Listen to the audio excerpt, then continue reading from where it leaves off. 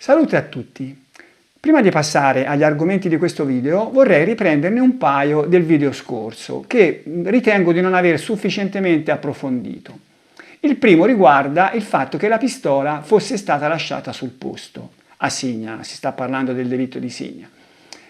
Io mi sono dichiarato sicuro di questo, no? Sicuro, convinto, con ragionevole certezza, raccontando di come emerse questo fatto. Fu Mele a raccontarlo durante la sua prima confessione, il 23 agosto, quando disse di essere stato istigato da Salvatore Vinci ad andare a uccidere, che gli aveva anche dato la pistola, lui aveva ucciso, poi questa pistola l'aveva lasciata lì.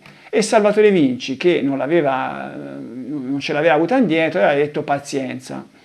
E io mi sono chiesto, ma per quale motivo Mele avrebbe detto una cosa del genere, se non perché era convinto che lì quella pistola sarebbe stata trovata e avrebbe dato maggiore valore al suo racconto, che era comunque un racconto fasullo. Per cui sicuramente con quelle modalità quella pistola lì non c'era stata lasciata.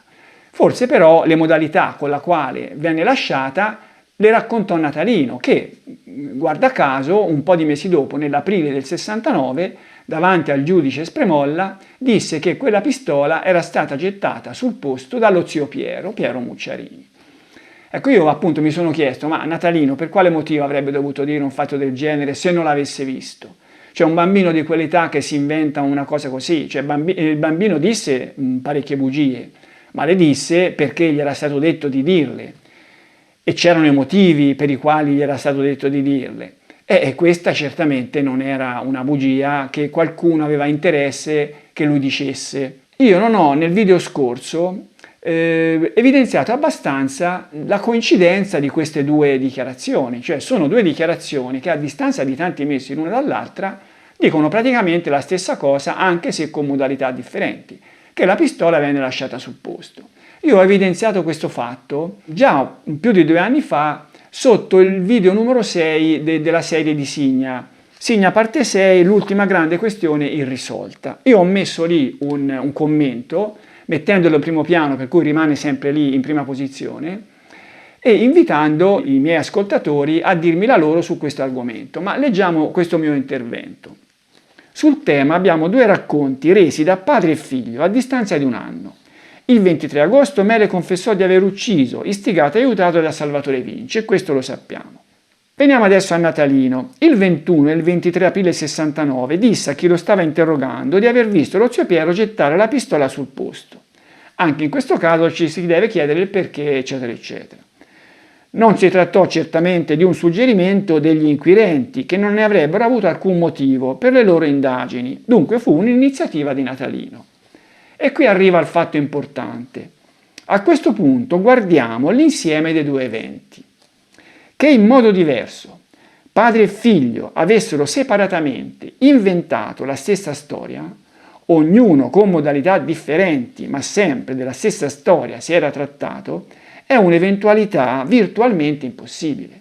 Insomma, cioè abbiamo 2 racconti che vengono fatti a distanza di tanti mesi e i 2 racconti di persone diverse, padre e figlio, anche se con modalità diverse, dicono sempre la stessa cosa, che la pistola venne lasciata sul posto.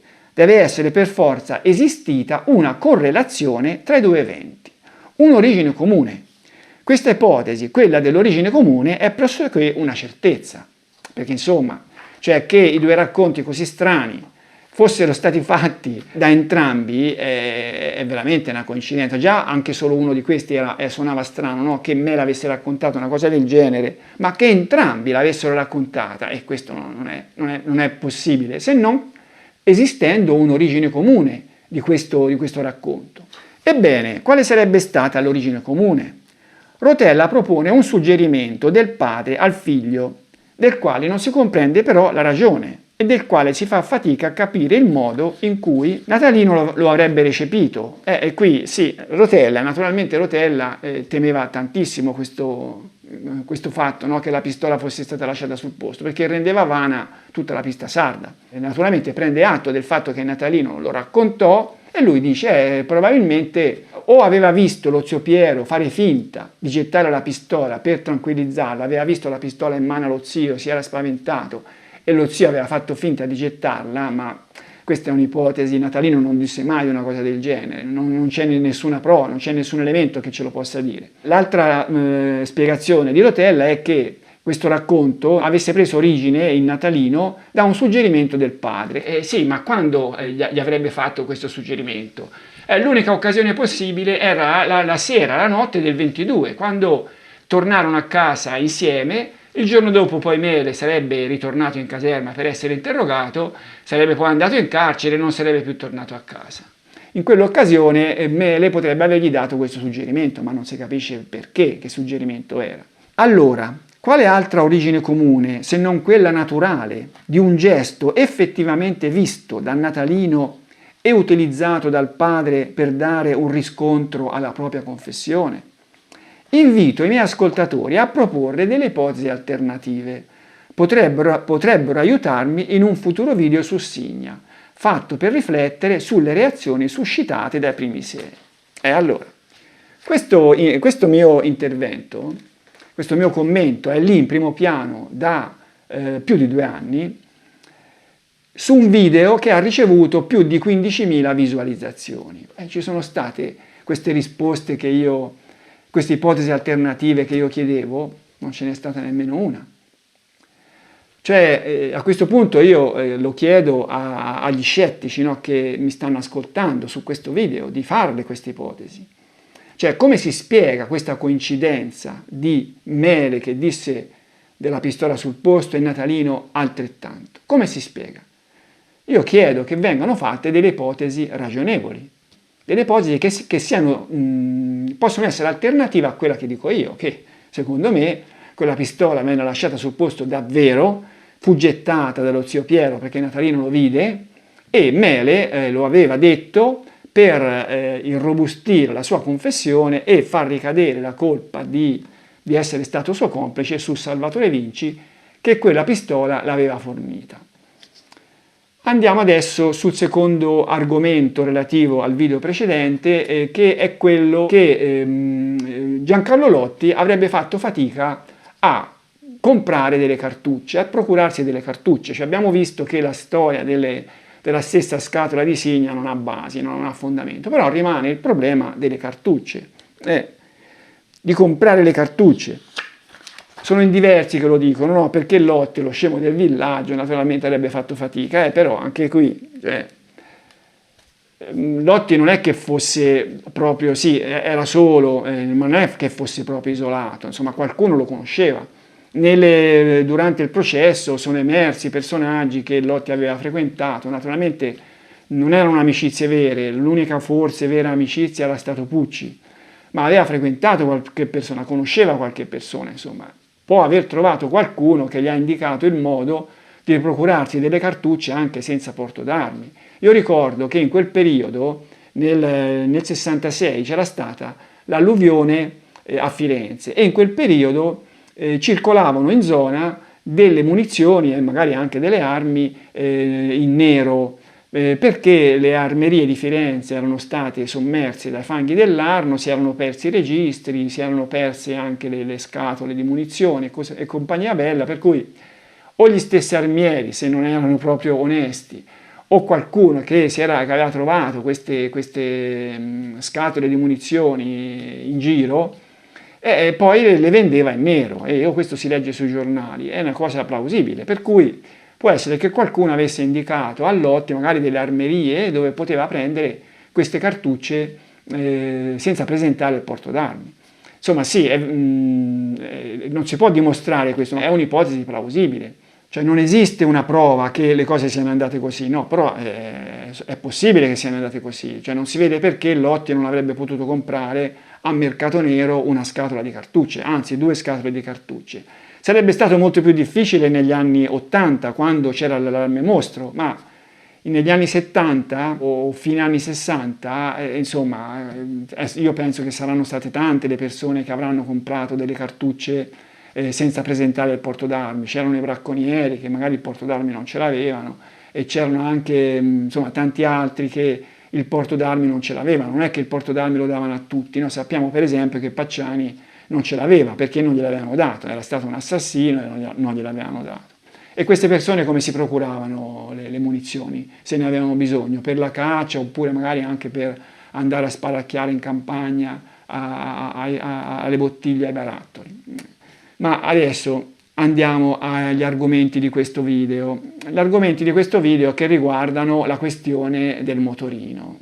Un luogo comune secondo il quale Giancarlo Lotti non avrebbe potuto andare a compiere l'omicidio del 74 perché non aveva la patente.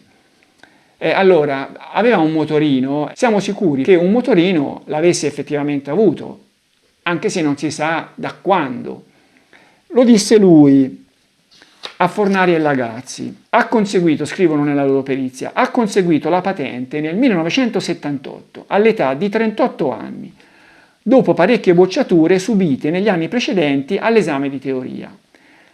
Qui disse lui, è virgolettato, la patente l'ho presa mica con tanta facilità, se non mi aiutavano non ce la facevo, non mi andava più di andare con il motorino e poi con la macchina puoi andare dove e come vuoi. Dunque Lotti aveva avuto un motorino, ma l'aveva avuto da quando? Io penso che nel 68 Lotti aveva 28 anni e un motorino ce l'avrà avuto. Insomma, un motorino, una persona che non ha la patente, che non ha la macchina, un motorino ce l'ha. Sì, non tutti. Stefano Mele, per esempio, aveva solo la bicicletta, no? Però è un caso veramente, veramente limite. A motorino si guida senza patente e uno lo compra, no? I costi non erano così eccessivi. Io mi ricordo che comprai il mio motorino nel 69, un cross, e lo pagai 140.000 lire, che non era una cifra mostruosa.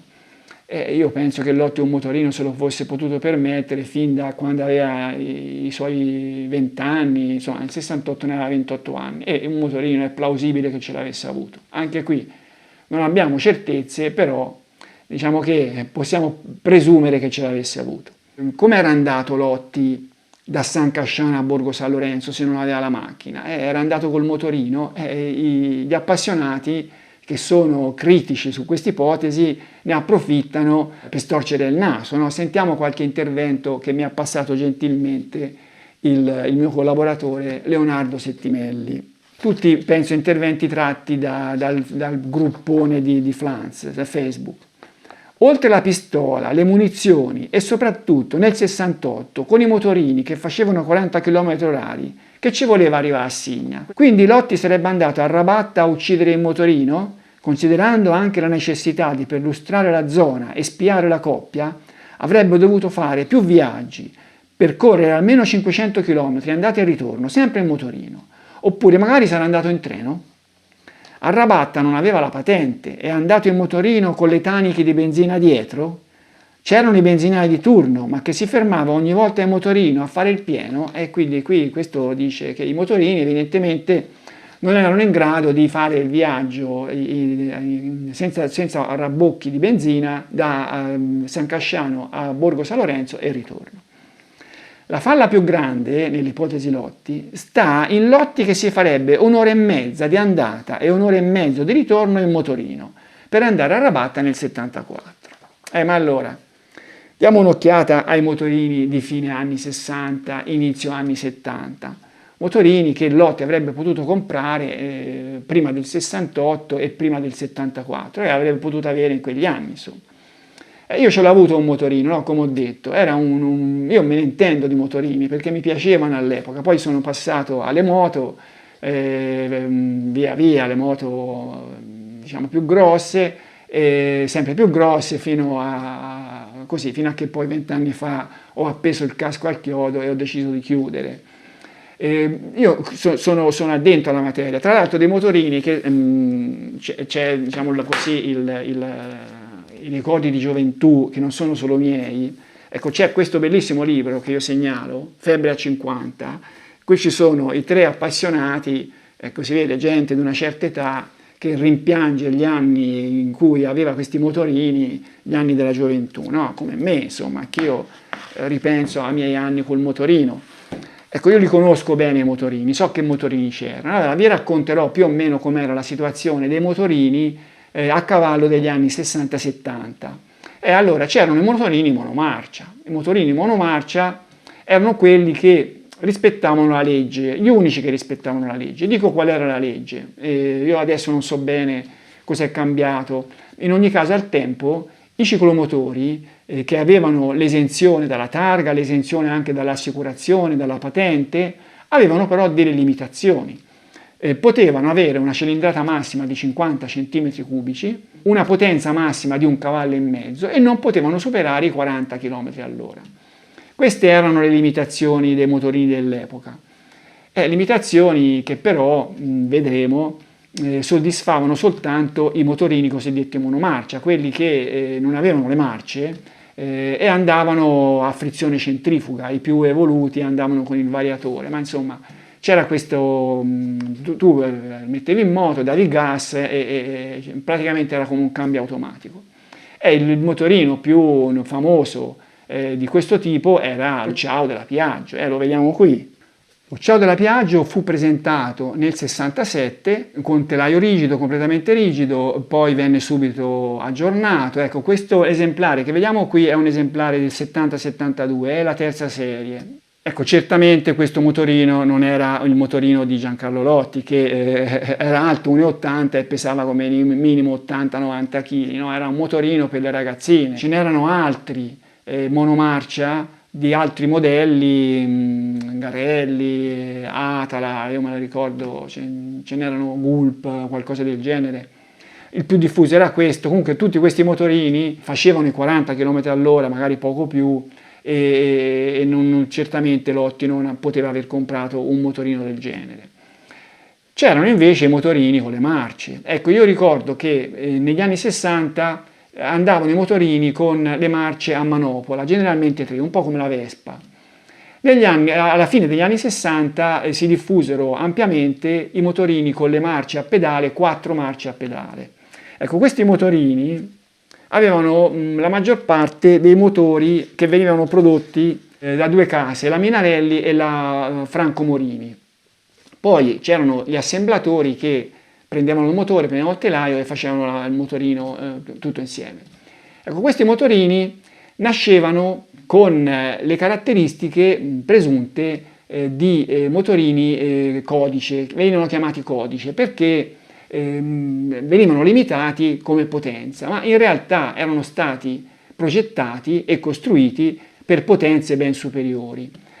E questi motorini con la potenza libera venivano venduti sui mercati esteri. Sui mercati esteri le regole erano differenti, probabilmente, a quanto mi sembra di ricordare, lì non c'era l'esenzione dalla targa, perché i motorini avevano comunque bisogno della targa, un po' come succede oggi, per cui che fossero codici o che fossero con potenza superiore cambiava poco, per cui venivano venduti con le versioni, diciamo così, a potenza libera.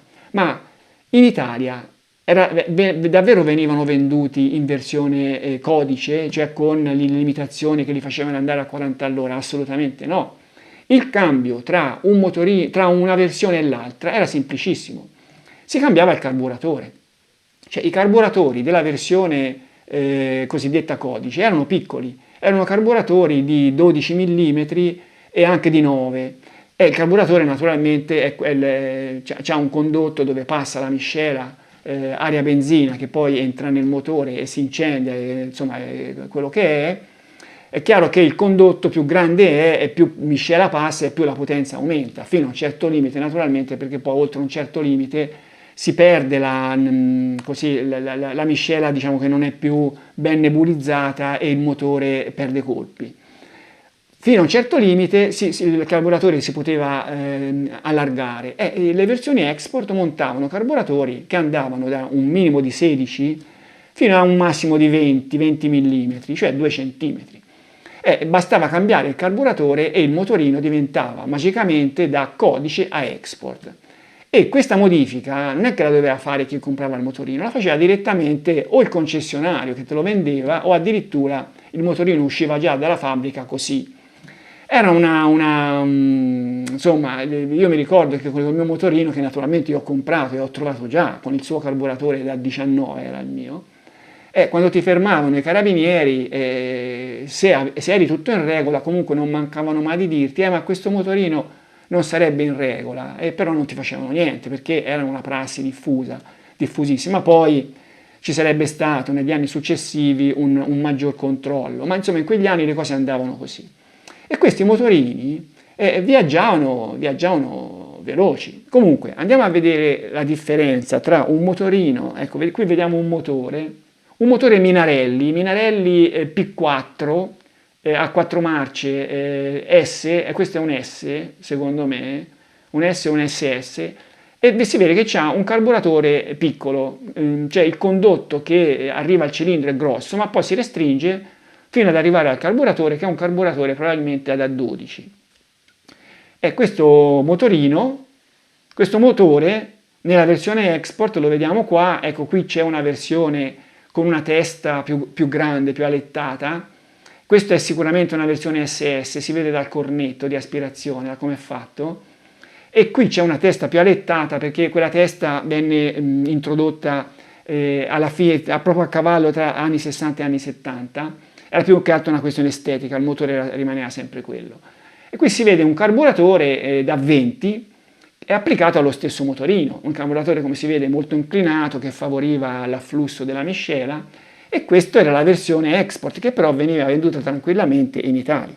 Ma questi motori, che motorini andavano a equipaggiare? C'erano delle tipologie di motorini di vario tipo, sempre in quegli anni lì, a cavallo tra gli anni 60 e gli anni 70. Insomma, erano gli anni del benessere economico, negli anni 60, per cui c'era stato un proliferare di modelli, si era passati dall'uso dei motorini in ambito utilitario all'uso dei motorini per diletto, ecco, più che altro i ragazzi, si poteva guidare il motorino, ricordo, a 14 anni. Fondamentalmente le tipologie di questi motorini, che erano a 4 marce a pedale, ecco qui lo vediamo, questo si vede che c'è un rinvio qui sulla destra, il comando delle marce, questo è un motorino sportivo, ha il comando delle marce a leva singola. Vediamo invece in quest'altro caso c'era la leva doppia.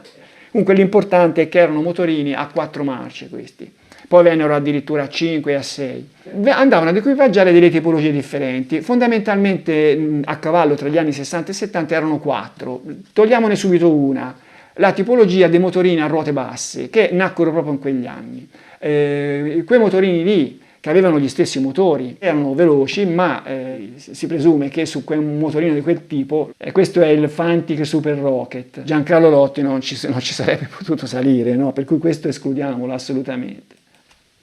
Parliamo delle altre categorie, quelle sulle quali forse poteva essere salito Giancarlo Lotti. La prima categoria è quella che oggi come oggi viene chiamata degli stesini, perché sono quei motorini bassi con il manubrio in 2 pezzi e serbatoio lungo, e all'epoca erano detti motorini sportivi, e qui vediamo un esemplare tra i più noti, il Malanca Testarossa. Ecco, questo aveva il motore che era prodotto direttamente dalla Malanca, non era né un Morini né un Minarelli. Chiamato Testarossa perché originariamente aveva la testata, si vede, dipinta di rosso, poi dopo non la dipinsero più di rosso, però rimase il nome, Malanca Testarossa. Ecco, questo era un motorino che come tanti altri simili a lui, viaggiava, cioè faceva i suoi quasi 90 all'ora, insomma si diceva che con un guidatore bello piccolino e bello steso superava anche i 90 all'ora. Però io penso che un motorino così Giancarlo Lotti non lo avesse, io non ce lo vedo una persona di 1,80 m che si siede tutto steso su un motorino del genere. E poi una persona che già non era proprio un ragazzino, no? Nel 68 aveva 28 anni, nel 74 ne aveva 34, per cui io escluderei che lui avesse potuto guidare un motorino del genere. Poi c'erano i cosiddetti cross, i cross che si affermarono proprio a fine anni 60. Negli anni 60 il motorino più in voga era questo tipo qua, magari con il cambio a manopola a 3 marce. Poi subentrarono i cross. I cross, e qui ne vediamo un esemplare, il più famoso, il Fantic Motor. Il Fantic Motor Caballero, che venne prodotto nel 69, iniziò nel 69 mi sembra, e poi nelle versioni future fu un pochino migliorato, e qui vediamo credo un esemplare del 70-71. Ecco, i motori erano gli stessi, cioè venivano montati sia sui modelli sportivi sia sui modelli cross. La differenza era nei rapporti, cioè i modelli sportivi avevano rapporti più lunghi, con una corona alla ruota più piccola e potevano distendersi in velocità fino ad arrivare, come ho detto, ai 90 all'ora. Motorini cross come questo, nonostante che avessero la stessa potenza, si fermavano sui 75, così massimo 80, perché andavano parecchio su di giri e non riuscivano a distendersi in velocità. Io lo so, il mio che non era bello così, io purtroppo lo comprai proprio nel momento in cui stavano per nascere questi motorini più moderni. Il mio non era così moderno e io lo cronometrai, con i rapporti corti arrivava a 70-72 km all'ora. Io gli misi la corona più piccola e riuscii a farla arrivare vicino agli 80, tutto schiacciato. Però comunque erano sempre velocità ragguardevoli. Ecco, Lotti poteva aver comprato un motorino del genere, aver guidato un motorino del genere? Io penso di sì, perché era un motorino robusto che una persona alta 1,80 e pesante 80-90 kg lo poteva ospitare tranquillamente, per robustezza e anche per potenza del motore. Però magari erano motorini più che altro da giovani, questi qui da ragazzi. Non erano da adulti, diciamo. Ecco, c'era una terza categoria di motorini che erano dei motorini che potevano tranquillamente essere guidati da adulti. In sostanza erano gli eredi di quei motorini che a telaio aperto, che venivano usati per lavoro e erano generalmente con il cambio a manopola a 3 marce. Alla fine degli anni 60 questi motorini cominciarono a scomparire, scomparvero sostanzialmente. Chi voleva comprare un motorino di quel tipo doveva rivolgersi al mercato dei 4 marce e qui ne vediamo un esemplare che era il Garelli Record, Junior Record. Questa era una vera e propria moto, una piccola moto con il manubrio alto, la sella, questo è un modello del mercato tedesco, c'è una sella che ha 2 posti, ricordo che il motorino si poteva andare solo una persona, non 2. Questo è un modello del mercato tedesco, però il modello è questo. Ecco, io questo modello ho ritrovato nella mia collezione di motociclismo. Io ho l'annata 69 che comprai tutte assieme. Ecco, nel numero 2 del 69, questo, c'è la prova proprio di questo motorino qui. Allora, io vi faccio vedere, sono 5 pagine, ecco come si vede. Qui si vede che la sella non è la stessa che abbiamo visto prima, è una sella però comunque bella capiente, dove volendo si poteva andare anche in 2, perché si andava in 2 sul motorino. Era un motorino con il motore Garelli, cioè la Garelli non acquistava i motori sciolti, Minarelli o Morini che fossero, se li faceva da sola. E questo era appunto il suo motore, a 4 marce, come si vede un bello alettato, era un bel motore, uno dei più potenti. Ecco, ma quello che è più interessante di questo motorino sono le caratteristiche tecniche. Innanzitutto si vede che venivano dichiarati i dati sia per la versione codice che per la versione export. Prestazioni, velocità massima 40 km all'ora, autonomia 650 km, consumo 1,5 litri per 100 km. Queste erano le caratteristiche della versione codice, ma naturalmente chi andava a comprare questo motorino se lo ritrovava nella versione export.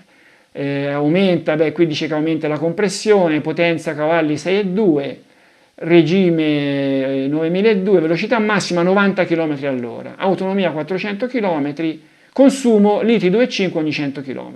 Voglio far notare che il serbatoio ha la capacità di litri 10,2, di cui 2 di riserva. Allora, questo motorino qui dice che aveva una autonomia di 400 km, perché dà un consumo di 40 km al litro, 40 km per litro, 10 litri, 400 km. Ecco, sono valori da prendersi con le molle, erano valori dichiarati dalla casa e valori che quando poi soprattutto il motorino lo tiravi un pochino scendevano parecchio, cioè non facevi 40 km con un litro, però non ne facevi nemmeno 15, ne facevi, se insomma lo trattavi bene, ne facevi almeno 30, almeno 30. 30 km con un litro per una velocità magari di crociera di 60 all'ora, tranquillamente facevi 30 km con un litro, con un motorino così. e avevi un'autonomia di 300 km, 30 km con 1 litro, 10 litri, 300 km. I motorini così ce n'erano tanti, non era mica l'unico questo. Per esempio ce n'era uno, un motorino abbastanza particolare, che era il famoso Corsarino della Moto Morini. Il Corsarino era l'unico, non era proprio l'unico, ma insomma era il più diffuso, ce n'era qualcun altro, c'era un MV Agusta, comunque l'unico a 4 tempi. I motorini generalmente erano a 2 tempi, motori a 2 tempi che andavano a miscela e erano, diciamo, molto performanti. I 4 tempi erano meno potenti ma più parchi di consumo e anche più longevi. Qui vediamo le 3 tipologie del Corsarino. Ecco, vediamo in alto lo Stesino, il modello sportivo, in centro vediamo il GT con il manubrio alto, diciamo della stessa categoria del Garelli che abbiamo visto prima, in basso vediamo il Cross. Questo addirittura poteva fare davvero i 40 km con 1 litro, perché erano molto più parchi i 4 tempi, dei 2 tempi. Però erano un pochino meno potenti, diciamo che con il Corsarino in velocità si distendeva, ma insomma difficilmente riusciva ad arrivare agli 80 all'ora anche la versione con il manubrio basso. Però con un motorino del genere Giancarlo Lotti poteva tranquillamente arrivare a Borgo San Lorenzo e tornare indietro senza mettere nessun rabocco nel serbatoio. Il serbatoio qui non è dichiarato quanti litri sono, ma si vede che è un serbatoio analogo a quello del Garelli di prima, cioè i serbatoi andavano dai 7 litri ai 10 litri. Il Caballero per esempio della Fanti aveva 7 litri. Io penso che questo qui sarà sui 8-9 litri, insomma. In ogni caso l'autonomia era molto superiore a quella necessaria per arrivare a Borgo San Lorenzo. E qui vediamo un ultimo motorino, il famoso Dingo della Moto Guzzi. Qui la versione è quella del 1970. Abbiamo il tipo Super, che è il tipo sportivo. Abbiamo il tipo Gran Turismo GT, che è quello con il manubrio alto, quello che a mio parere poteva andare bene a Lotti. Abbiamo poi il tipo Cross. Qui vediamo il motore non era dei più spinti, aveva il carburatore da 16, comunque questi motorini viaggiavano sempre sopra i 70 e 80 anche all'ora. E poi vediamo invece il serbatoio, qui dalle caratteristiche, che era di 9 litri. Danno un consumo di 1,9 litri per 100 km, per cui l'autonomia nominale sarebbe di 450 km, magari un pochino meno, ma insomma era un'autonomia molto elevata. A questo punto andiamo a vedere i viaggi che Giancarlo Lotti avrebbe dovuto fare con questo motorino. Partiamo da quello fino a Signa, no? Perché qualcuno dice, ma come, doveva fare 40 km per arrivare a Signa? Sì, ma 40 km. Allora, nel 68 Giancarlo Lotti viveva in località Bargino o Fornace, comunque in via Cassia Persiena 117. Questo è sicuro perché io ho chiesto all'anagrafe di San Casciano il dato e mi è stato fornito. Vediamo qui il viaggio che ci dà oggi Google Maps da via Cassia Persiena 117 di San Casciano fino a Piazza Cavour, dove c'era il cinema Michelacci. È un viaggio, come vediamo qui, di una trentina di chilometri. Ecco, tramite SP12 è 28,3, tramite SP80 30, 36 e anche 36, insomma una trentina di chilometri. 30 chilometri con un motorino che viaggiava a, mettiamo 80 all'ora come velocità massima, mettiamo come velocità di crociera a 60 km all'ora, ci si metteva mezz'ora. Cioè mezz'ora per andare a Signa, cos'era? Cioè, teniamo conto che Giancarlo Lotti molto probabilmente aveva sentito parlare di Barbara Locci quando Barbara Locci viveva a San Casciano, cioè entrambi hanno vissuto a San Casciano nella prima metà degli anni 60, anche se in 2 frazioni un po' distanti, però insomma era sempre San Casciano, no?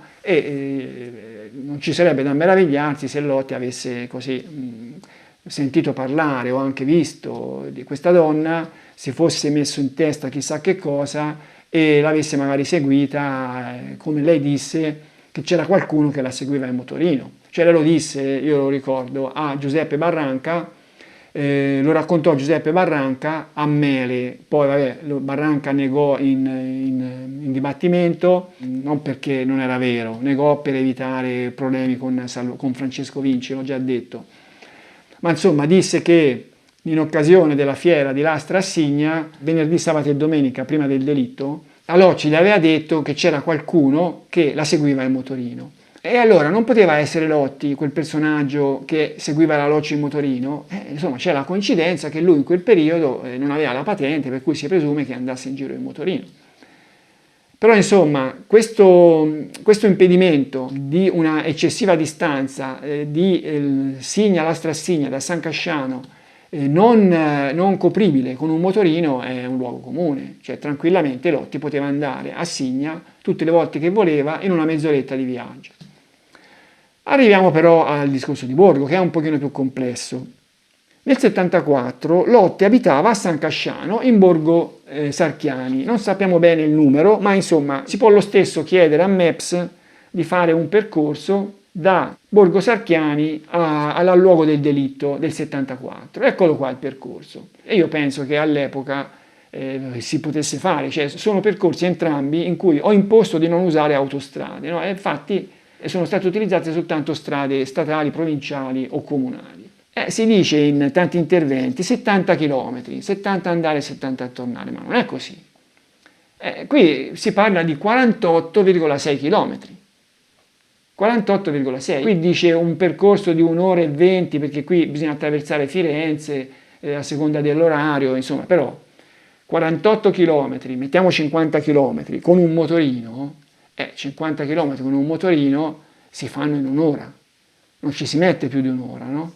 Per cui un'ora per andare a Borgo San Lorenzo e un'ora per tornare. E poi soprattutto non c'era bisogno di nessun rabbocco di miscela nel motorino di Lotti, perché con un serbatoio che mettiamo minimo 7 litri, l'autonomia era ben superiore ai 200 km. A quel punto si poteva tranquillamente andare e tornare anche per 2 volte. Per cui non c'era nessun bisogno di rabboccare quel motorino di benzina, nessun bisogno di trovare un distributore aperto e così via. Ma poi un'altra cosa che quelli che accampano questa difficoltà, ma non poteva Lotti essere andato lì nel pomeriggio, aver riempito il serbatoio una volta arrivato, riempito di nuovo, aver passato il tempo traccheggiando da qualche parte e poi la sera essere andato a fare quello che aveva fatto. Io penso che questo sarebbe stato possibile. Cioè, naturalmente non esistono prove che lo avesse fatto, ma è una cosa possibile, per cui l'impedimento del motorino che non poteva fare troppa strada senza un distributore aperto non esiste. Ma allora, qui ci sono poi altri problemi, no, del tipo, ma allora leggiamo, mi sembra che c'è un appassionato che scrive: con quale mezzo di locomozione sarebbe andata a uccidere nel 74 da San Casciano a Rabatta, circa 140 km tra andata e ritorno? Abbiamo visto che non sono 140 km. Considera che se c'è un delitto in cui il mostro sembra conoscere una vittima, è proprio questo. Quindi si presuppongono almeno 3-4 viaggi, andata e ritorno di pedinamento, per lustrazione. Avrebbe fatto 500 km circa in motorino?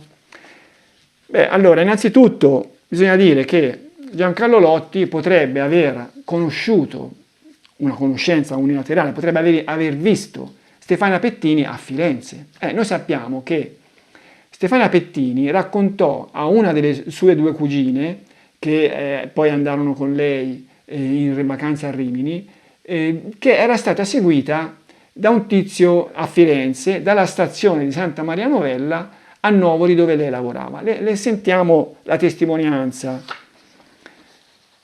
Prima che io e Stefania e Tiziana andassimo al mare, questa è una delle 2 cugine, a Rimini, dove siamo state dall'8 al 17 agosto 74, verso il mese di giugno, la Stefania, parlando con me, mi riferiva che in precedenza a Firenze era stata seguita da uno sconosciuto, dell'apparente età di 35 anni, che le faceva paura, dalla stazione centrale fino a Novoli, dove lavorava. Allora, 35 anni, guarda caso Lotti ne aveva 34. Anche questa è una bella coincidenza, no? Cioè la coincidenza che Lotti se ne andasse in giro col motorino e la Locci avesse detto che c'era qualcuno che la seguiva col motorino, in questo caso abbiamo una ragazza che dice che era stata seguita da un tizio che aveva sui 35 anni e Lotti ne aveva 34. Ecco, come ho detto, potrebbe essere che Lotti, che naturalmente da San Casciano a Firenze col motorino, non so io quanti chilometri sono, ma saranno una ventina di chilometri, ci andava, no? Io penso che ci sarà andato a Firenze. Ecco, può darsi che in qualche occasione in cui, insomma, magari c'erano delle ragazze, un gruppo di ragazzi che lui aveva visto, ecco, e magari tra queste c'era questa Stefania che lo aveva così, aveva interessato.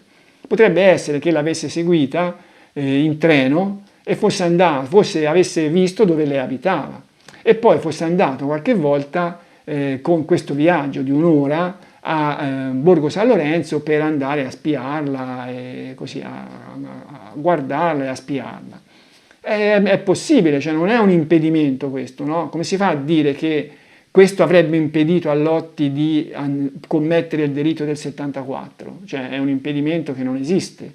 Lotti potrebbe tranquillamente, benissimo, essere andato lì con il motorino qualche sera e aver visto dove si appartavano due ragazzi e la sera del delitto essere andato lì e averli uccisi. Insomma, non ci vuole non sarebbe una cosa eccezionale.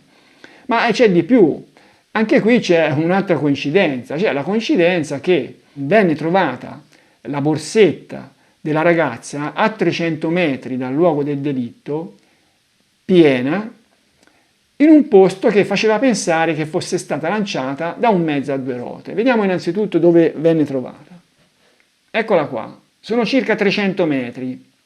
Cioè, evidentemente l'assassino stava scappando e a un certo punto buttò via questa borsetta. Ecco, la borsetta era grossa, venne trovata chiusa con dentro ancora il maglione. Questo cosa voleva dire? Voleva dire che l'assassino non l'aveva nemmeno aperta, lui se l'era presa, l'aveva portata via e poi aveva cambiato idea e l'aveva buttata.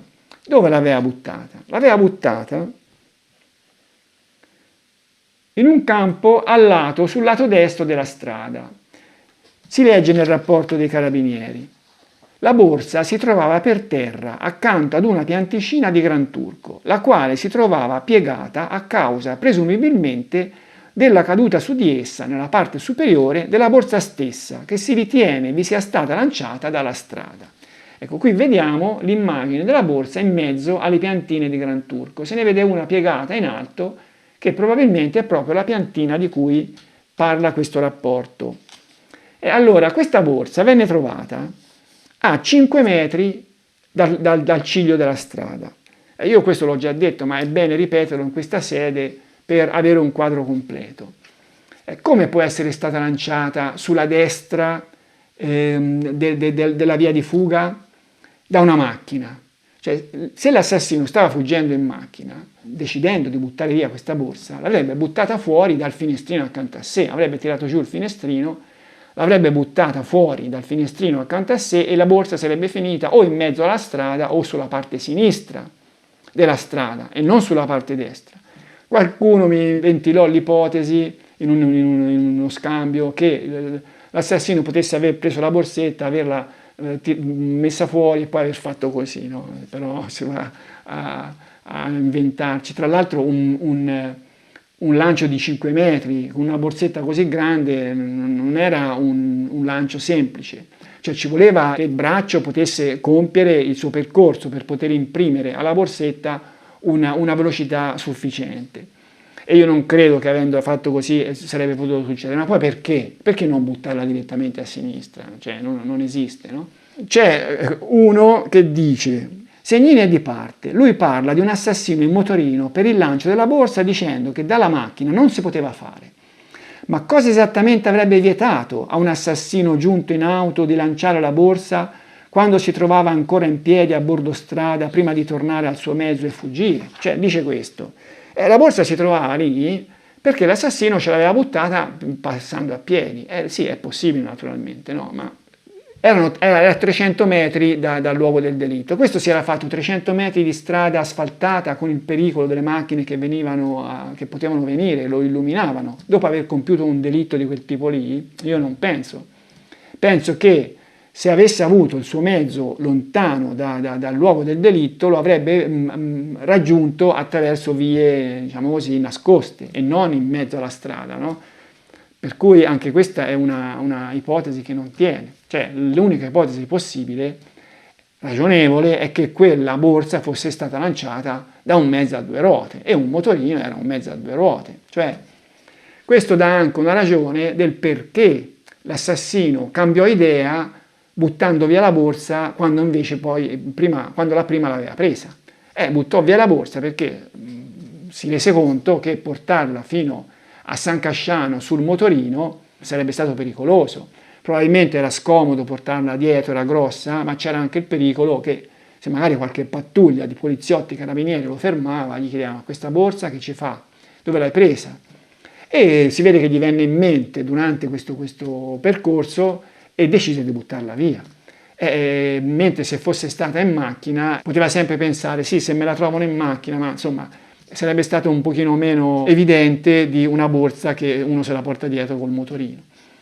Allora, questo dà un elemento in più che conferma che l'assassino di Borgo poteva essere andato in motorino, anzi, dice che molto probabilmente era proprio in motorino e Lotti in quel periodo la macchina non ce l'aveva e presumibilmente girava in motorino. Ecco, io credo con un motorino del tipo che ho fatto vedere prima, ce n'erano tanti di quel tipo lì, un tipo che poteva aver comprato tranquillamente e guidare lui, anche se era vero grosso, ma insomma se i motorini erano quelli, e si sarebbe adattato. Un motorino che comunque sarebbe riuscito a portarlo in un'ora da San Casciano a Borgo San Lorenzo e un'ora di ritorno senza dover mettere la benzina. Ecco, siamo arrivati in fondo al video. E nel prossimo video affronteremo altri argomenti, ancora non ho deciso quali, sempre riguardanti però i luoghi comuni sul Lotti e magari anche forse qualche critica un pochino più intelligente. Vi saluto.